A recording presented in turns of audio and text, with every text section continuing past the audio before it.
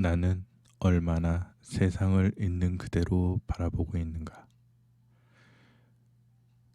안녕하세요. 사색 주전자입니다. 오늘은 좋은 책을 한 권 선정해서 리뷰를 해드리려고 하는데요. 처음이니까 약간 좀 부담이 되긴 하지만 마음 편하게 귀담을 수 있는 책들로 앞으로 일주일에 한 번 정도 소개를 하고자 합니다.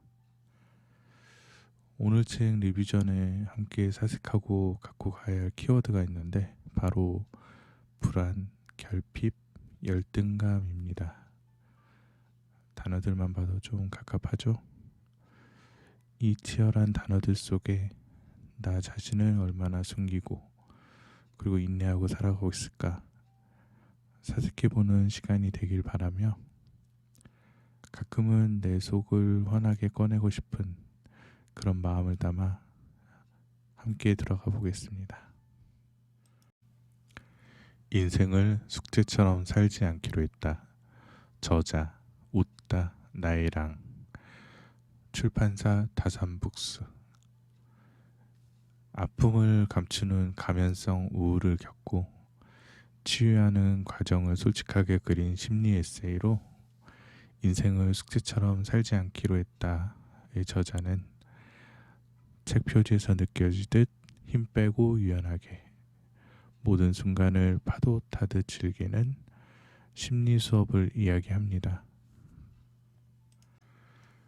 다른 사람이 되려 애쓰지 않고 나를 만족시키는 연습에 소홀한 우리 자신에게 본연의 모습 자체를 숨기고 살아가지 말며 가면을 벗어 던지는 연습이 필요하다고 하는데요.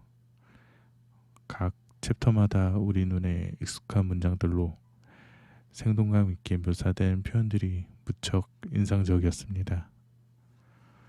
나의 전공은 억압이고 복수 전공이 방어다. 이런 표현이나 솔직하게 내면을 여과 없이 보여주는 작가님의 대담함, 이런 것들이 저를 즐겁게 만들어 주었고요.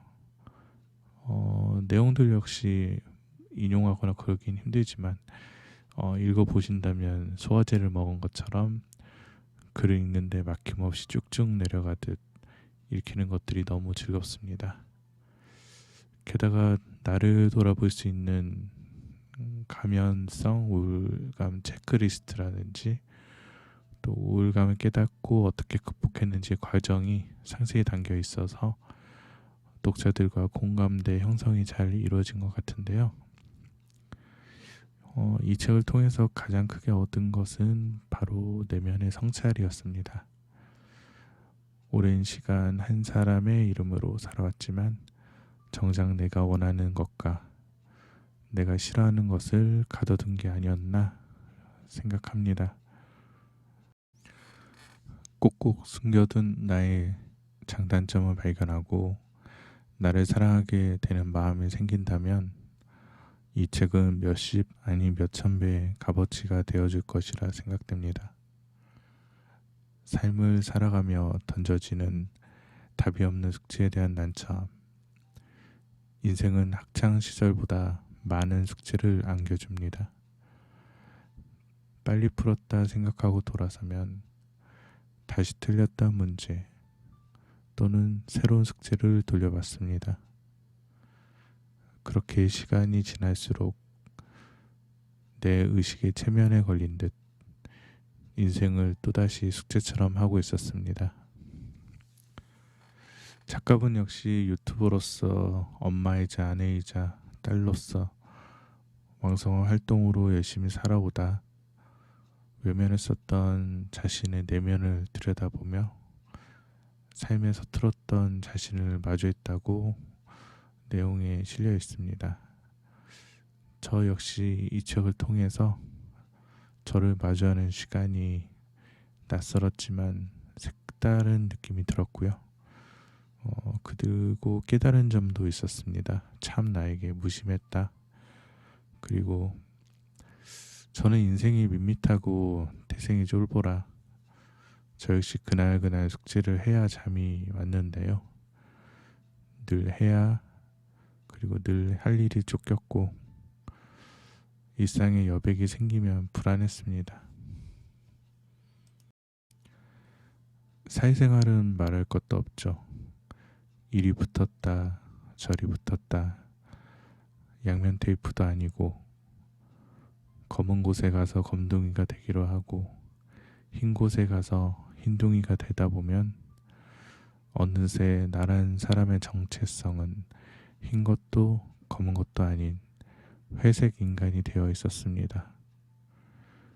그렇게 하루하루 힘듦에 못 이겨 지친 과거가 되어 있었고, 나를 숨기며 살아가는 삶의 무게감은 밀려오고, 오페라의 유령처럼 양면적인 페르소나, 그 아픔을 가면으로 이 하찮은 삶을 가리고 살았습니다.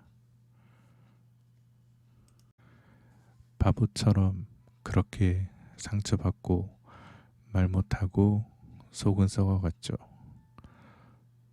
여러분들도 그렇게 살고 계시나요? 혹 그러시다면 가끔 마음을 꺼내서 바삭바삭한 햇살에 말리기도 하고 시원한 민트바람에 소독도 시켜보세요. 그렇지 않으면 인생이 크게 덧납니다. 저 같은 양면 테이프도 한쪽 면 뜯을 때 이젠 쉬려고 합니다. 저는 이 책을 읽으면서 제 스스로 실천하고 두고두고 사색해야겠다는 부분을 몇 가지 찾아봤는데 보이더라고요.